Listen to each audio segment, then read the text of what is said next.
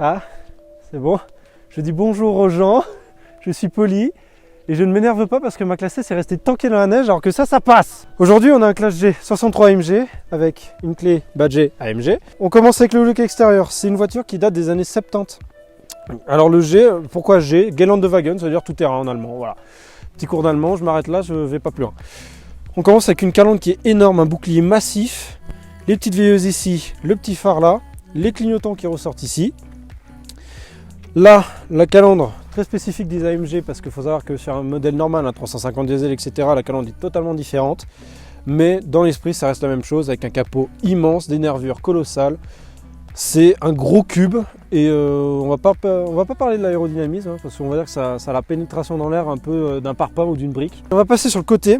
On est sur du 20 pouces, 275 à l'avant. Donc c'est quand même de la grosse jante, c'est du gros pneu.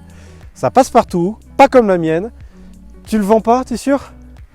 Non? Bon. Avec le V8 biturbo qui est marqué ici, c'est un 5,5 litres qui est à peu près le même moteur que ma classe S en 500 mais avec des biturbos. Donc c'est-à-dire qu'au lieu des 388 chevaux, ça sort 544 chevaux et quasiment 800 Nm de couple.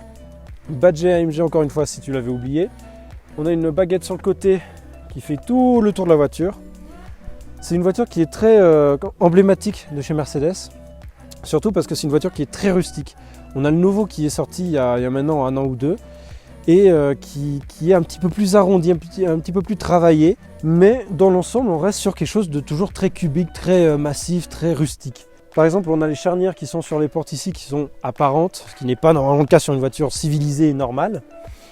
Arrière, avant, pareil, des garde-boue énormissimes.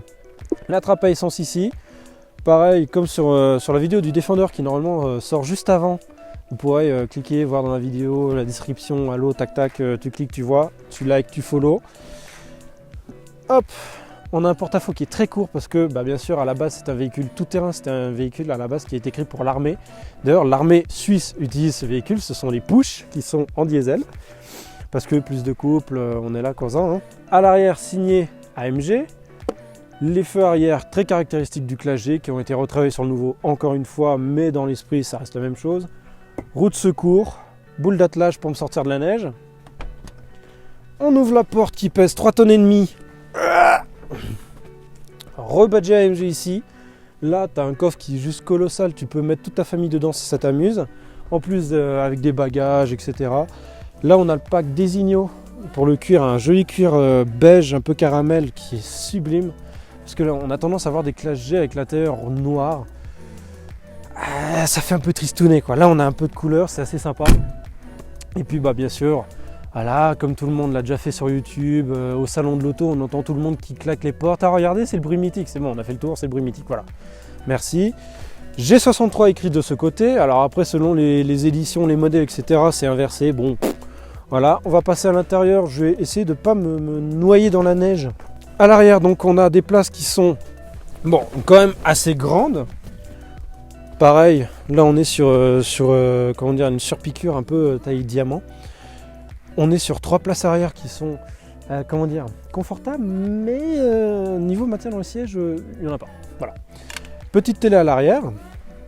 Hop, à l'avant, on va avoir pareil le magnifique cuir de cette couleur là. Il faut savoir que quand tu prends pas l'option Designo, je sais plus combien il coûte, je crois 6-7 000 de plus, tu as un cuir tout fripé qui vient avec, c'est très très moche. Je vais venir voir ici, rapproche-toi un petit peu. On a les contrôles des sièges, on a absolument toute la planche toute la planche de bord qui est à la verticale complètement comparée aux Mercedes actuels qui vont être vraiment tout ici. Là on retrouve encore un petit peu, c'est l'ancienne génération quoi. On retrouve tous les contrôles ici, l'écran là, je te rejoins de l'autre côté. Je vais m'enneiger, c'est tout. Je monte là-dedans, donc siège réglable à l'avant bien sûr, ça enveloppe un petit peu plus que à l'arrière. Et puis on remarque tout de suite quand on monte dedans que le tableau de bord il est juste minuscule quoi. Voilà, ça fait à peine la longueur de ma main. C'est minuscule, mais quand même quand on est dedans, on est confiné, on est bien. T'es dedans, voilà, t'as la place pour ton coude ici. Tu conduis, on est là, tac tac, bonjour. Hop, piano black ici. Alors ce qui est bien c'est qu'il n'a pas mis l'intérieur en carbone. Je trouve que ça n'a rien à voir. Carbone c'est sportif, ça c'est pas sportif, je suis désolé. Même si c'est un 63 MG, voilà. Blocage de différentiel ici. hop, siège chauffant, siège ventilé, etc. Le petit pommeau avec le logo AMG qui est gravé dedans, qui est gravé dedans on va dire. Donc avec les vitesses courtes, etc. Faut pas oublier qu'avant tout c'est un tout-terrain. La preuve, il traverse la neige, moi non. Hop, petit vide-poche ici avec un PV stationnement. Voilà, un petit câble iPhone qui va avec. Et puis je pense que tout ce qui nous intéresse maintenant, c'est de le démarrer et d'entendre un petit peu le bruit et de profiter des 14 litres au 100 minimum du véhicule. C'est parti, que du plaisir.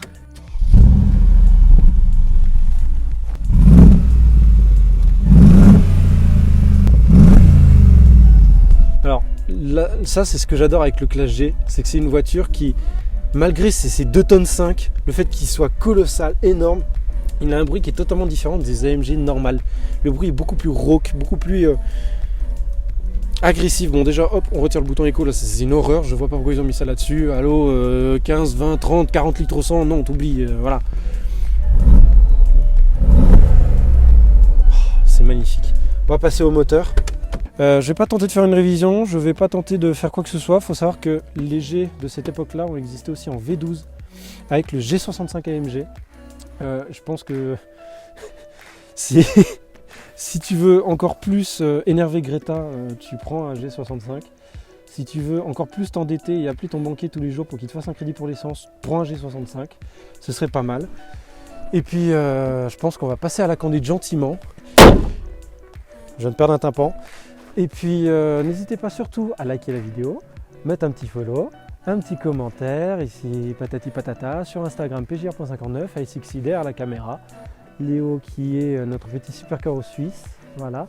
Parce que dans les commentaires, vous me confondez avec le supercar suisse, je ne suis pas supercar suisse, je suis juste présentateur, je ne suis pas payé, je suis au chômage, oubliez-moi. Et on passe à la conduite tout de suite.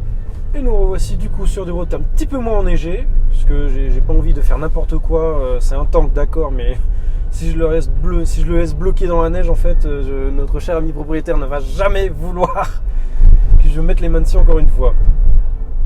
Donc là du coup on est sur une bonne route bien agréable. Et on a je sais pas quoi qui tombe derrière, c'est pas grave. Franchement je suis étonné de la conduite, ça change vraiment d'une voiture, on est vraiment assis différemment. Ouais c'est autre chose, c'est vraiment autre chose. C'est une autre manière, enfin je vais peut-être dire une bêtise mais on a l'impression de conduire comme un camion, tu vois.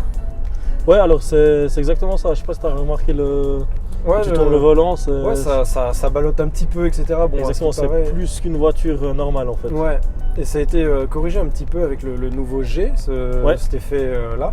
Mais moi je suis vraiment amoureux de l'ancien Classe G, celui-là justement où tu vas pouvoir avoir vraiment une conduite rustique en fait. Et surtout quand t'as quasiment 600 chevaux là-dessus en fait. Ouais. T'as énormément de puissance. Bah écoute, la puissance fait quand même la différence, mais on sent que la voiture se balade un petit peu. Faut juste faire un petit peu attention quand même, parce que prendre des virages trop serrés, faut savoir la piloter, faut savoir la manier en fait, vraiment. Ouais, c'est vrai que j'aurais limite un peu peur de me retourner dans un virage un petit peu trop serré. Je sais pas si c'est possible ou pas. Alors possible, je pense que oui et non. Tout dépend de la vitesse encore. Ça, oui, voilà, vraiment... si tu prends le virage à 50 ça va encore, mais si tu le prends genre vraiment à fond, je pense que tu te retournes. Je pense que tu peux vite te retourner, ouais. Mais après pour le coup c'est vraiment une voiture, c'est très gros, c'est très cubique. T'as l'impression d'être dans un tank, t'as l'impression qu'il n'y a rien qui peut t'arrêter. Puis voilà, c'est un truc, ça fait 2 tonnes 3, 2 tonnes 4, non? On est presque à 2 tonnes 5, ouais. Ouais, quasiment à 2 tonnes 5, c'est vraiment très très gros. Et puis bon, quand on voit la puissance qu'il y a, quasiment 800 Nm, tu sens que ça peut quand même bouger quoi. Alors ça bouge, je sais pas si tu as remarqué quand tu accélères vraiment, au plancher, ça te scotche, mais c'est agréable. C'est agréable quand même. On sent qu'il y a de la vitesse, on sent qu'il y a de la puissance, mais c'est pas non plus, ça arrache pas non plus comme une Porsche ou un truc comme ça en fait. T'es transporté vite. Voilà, exactement, ouais. Enfin, moi, j'ai ce ressenti-là après avoir eu plusieurs voitures de chez Mercedes, des AMG. Celle-là me donne quand même des sensations, mais autrement. D'accord. C'est vraiment autre. Mais pour le coup, c'est vraiment une voiture très spéciale à conduire en fait. C'est totalement différent. Pour le coup, chez Mercedes, j'ai pu conduire pas mal de choses, des AMG GTS, ma classe S, etc. C'est totalement différent. Là, on a l'impression de voler au-dessus du sol, on ressent quasiment pas les défauts de la route. Et on est très confiné à l'intérieur, même si à l'extérieur il est imposant. Mais quand on voit le tableau de bord, comme je l'ai dit un petit peu plus tôt, il est très petit. Ouais, tout est petit dedans, mais on a quand même la place. Et puis un truc que j'adore enfin sur le Classe G, ce que j'aime sur les SUV, c'est que tu peux mettre ton coude ici et tu peux te laisser aller tranquillement, conduire tranquillement. Et ça, c'est le bonheur. Parce que dans les autres voitures, t'as pas la place, c'est comme ça, tu es toujours obligé d'être les deux mains sur le volant à foncer. Ouais. Tu peux pas conduire tranquillement. Ouais, avec ça, tu peux rouler très sportif, comme tu peux rouler très calme, tranquille, chill avec la petite musique, sans souci quoi. Ouais. Moi, c'est justement ce que j'aime bien avec ça, c'est que je me vois pas rouler vite avec ce genre de véhicule. Mais par contre, je prendrais pas un 350 diesel, parce que le 350 diesel, il me paraît un peu fade. Et puis quand on entend le bruit du 63, c'est un monstre. Il a un bruit rauque, il a un bruit puissant qui est totalement différent d'une AMG, par exemple une C63 ou une E63 ou quoi. Et puis quand on a le bruit, je sais pas, c'est tout un univers dedans, t'as l'impression d'être un barbare quand tu conduis ça. Alors c'est vrai, comme on disait avant, c'est une voiture très rustique. Après c'est une voiture elle a quand même pas mal de chevaux, elle est lourde, puis je pense ça fait changer un peu le bruit comparé à une C63. C'est quand même quelque chose de plus lourd, on sent que c'est plus agressif un peu. Ça c'est clair, c'est hyper agressif, le bruit, le look, rien qu'à l'extérieur, t'as l'impression que c'est une voiture de gangster, t'as l'impression qu'il y a des Tchétchènes qui vont sortir de là. C'est génial. Ouais. Et puis en plus l'intérieur, là le choix de couleur il est magnifique, là, l'intérieur un peu sable, caramel beige, je trouve que c'est magnifique.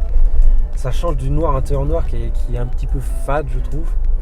Après chacun ses goûts, mais j'aime bien avoir des configurations un petit peu plus spéciales on va dire. Ouais. Alors non, mais je pense que l'intérieur des Ignos change vraiment la donne par rapport à ça. Ah, ça c'est sûr. Vraiment. Et non, en tout cas, niveau intérieur, niveau extérieur, je suis pas déçu. Après, c'est une voiture qui correspondait vraiment à ce que je recherchais en fait au final. D'accord. Une chose où on peut aller partout sans vraiment se poser trop de questions, tu vois. Parce qu'avec la C coupé AMG que j'ai là, on fait un peu plus gaffe. Du coup, tu as une C43 toi, donc ouais, c'est la W205. C'est la toute dernière, 2020. D'accord. Que j'ai commandé chez Groupe Lebas. Et voilà, ça fait 6 mois que je l'ai. Puis là, j'ai acheté la G entre temps. Magnifique. Franchement, c'est un super choix. Je pense que tu dois bien t'amuser avec. Ça fait quoi? Ça fait 2-3 semaines que tu l'as, le G? Ouais, 3 semaines. Ouais, on est sur la 3e semaine. Là, tu dois vraiment bien t'amuser. Ça doit être vraiment sympa tous les jours à conduire ça. Alors sympa oui, mais après faut quand même faire un peu attention. Surtout au niveau des parkings, tout ça, on peut pas rentrer n'importe où. Déjà. C'est vrai que pour le coup, si c'est limité à 1m95, ça passe pas. Donc, c'est vrai que là, il fait plus de 2 mètres de haut, ça c'est sûr. Donc voilà, il est énorme, il est colossal, mais bizarrement en fait, quand on est dedans, le gabarit est pas si imposant que ça. Hein. Non, je trouve elle est très bien isolée aussi. Je sais pas si tu as pu remarquer. Oui, au niveau bruit, on entend quand même le ronflement, mais c'est pas non plus, ça va pas t'exploser les oreilles comme une voiture sportive. C'est pas perturbant, non, clair. Ouais, c'est vraiment autre chose. Après, je pense, en tout cas, ce modèle-là, il est vraiment bien. En tout cas, il est bien isolé. Dedans, on est vraiment bien. Je pense que tu peux le remarquer. C'est vrai qu'on est bien dedans. Les sièges maintiennent bien. En plus, je vois qu'on a une aide sur le côté des sièges en fait où dans les virages ça doit te maintenir un petit peu. Ouais, ça maintient exactement. Ouais, exactement. C'est quand on tourne un peu fort, le siège nous redresse un petit peu dans la courbe. Donc, ouais. Par contre, à l'arrière, on oublie. Hein, non, à l'arrière, il finit à droite, à gauche dans exactement, le coffre. Ouais. Là, c'est vrai que ça doit être un petit peu plus compliqué à l'arrière. Je pense que ce genre de véhicule, c'est un véhicule d'égoïste. Tu retires la banquette arrière, t'as un grand coffre, t'as un grand coffre dedans, et puis voilà. Et là, t'es tranquille. Ouais. Bon, en tout cas, pour partir en vacances ou les longues routes, franchement, c'est un véhicule ultra agréable on va dire pour ce que j'ai pu le conduire jusqu'à maintenant. Même si j'ai déjà mis 2000 kills en 3 semaines. En 3 semaines. Après, moi, je suis pas regardant par rapport à ça. Non, donc, ça, faut pas. Non, une voiture, c'est fait pour être roulé. Et puis, encore une fois, c'est des moteurs qui qui sont très robustes, très fiables. C'est pas les nouveaux moteurs qui sont super compressés dans tous les sens, qui sont vraiment, on essaye d'exploiter le moindre cheval, pardon. Et en gros, c'est les moteurs à l'époque, tu pouvais encore leur ajouter de la puissance sans trop handicaper le moteur. Ouais, en fait. Puis avoir peur aussi, aussi. Non, c'est clair. Ça, c'est vraiment. Oh, c'est dingue. Ça marche fort. Et j'ai vu que, alors, après le poids, ça joue énormément. Mais par exemple, ma classe S, c'est une 500. Elle fait un 0 à 100 en 5 secondes 9, 6 secondes, un truc comme ça. Et là, je vois sur 5 secondes 4 en 0 à 100. C'est impressionnant, quoi. Un machin qui fait quasiment 2 tonnes 5. Comment c'est possible d'avoir autant de puissance, autant de couple qui t'emmène? C'est incroyable. Alors, franchement, je pourrais pas te le dire, mais en tout cas, ce que je sais, c'est que c'est vrai que comme tu as pu le voir là maintenant, ça fait vraiment. Ouais, c'est un effet que tu n'as pas sur les autres voitures. C'est ça. Il faut vraiment rouler pour comprendre. J'ai l'impression que c'est un camion, un mini tank ultra puissant que tu arrives à mieux manier que d'habitude. Donc, non, franchement, c'est une voiture qui est impressionnante et puis qui est surtout. Comme tu as dit, qui est surtout très fiable en tout cas. C'est ça, c'est hyper fiable, c'est robuste. Moi j'adore ça. Là on a le 5 litres 5 dedans, c'est un des moteurs les plus robustes qu'ils ont fait. Et franchement j'adore ce moteur. Ouais, y a de quoi de l'adorer en tout cas. Et niveau consommation, la question qui fâche. Ah, alors moi je suis pas du tout regardant. Mais alors oui, c'est une voiture où justement si on l'achète, faut pas commencer à regarder la consommation. Faut pas être un écolo, voilà. Là déjà tu démarres, t'as un ours polaire qui meurt avec ça. Soi-disant, c'est Greta qui le dit. C'est Greta qui le dit. Greta elle en fait des cauchemars quand tu passes avec ça à côté de chez elle. Mais après voilà, non, c'est une voiture où la consommation n'est pas. Faut pas regarder ça. Non. Mais un plein ça te fait combien? 300, 400 km? Ouais, alors je suis plus dans les 400. 400 ouais. Ça va quand même. Oui, non, ça tient. C'est 75 litres. Je m'attendais un petit peu plus, genre 90. Je crois qu'il y a un radar. Non, ici il n'y a pas de radar. J'ai vu avant une annonce, je crois qu'ils nous ont dit. On va ralentir gentiment. Nous roulons aux limitations. Ouais, nous essayons. Toujours. C'est vrai que c'est un peu. Ouais. De toute façon, j'ai jamais eu le permis de toute façon. Sérieux? Je rigole. Ça m'inspire confiance là. Non, t'inquiète pas. Non, jamais eu d'accident, je touche du bois, tout va bien. Ah, c'est ce qu'il faut. Jamais de casse, et puis pour qu'on me fasse confiance et me prêter des véhicules pour les test drive quand même, parce que c'est des voitures qui valent énormément d'argent. Voilà, l'autre qui nous a gentiment laissé essayer sa MG GTS qui a quasiment 600 chevaux, tu vas pas la laisser dans la main de tout le monde. De tout le monde, exactement. Non, faut savoir un petit peu conduire. J'ai toujours été très soigneux de tout ça, j'ai toujours fait très attention. Non, ça je peux le confirmer. Pour avoir passé la journée avec toi, je confirme que c'est exactement ça. Bon voilà, je pense que c'est tout pour cette petite vidéo. On va terminer ici sur ces dernières paroles. Et puis merci pour l'essai de ce magnifique tank. Et puis on se dit à la prochaine pour une prochaine vidéo. Donne-moi ton Insta qu'on puisse le mettre si tu veux ou si tu veux pas, c'est comme tu veux. Alors moi c'est AR-Rushiti. Voilà, donc Steph, tu vas t'amuser à faire le petit montage, à le mettre, etc. Nos Insta vont s'afficher également aussi, le site internet supercorsu.com. Et puis je vous dis à la prochaine. Bisous les copains.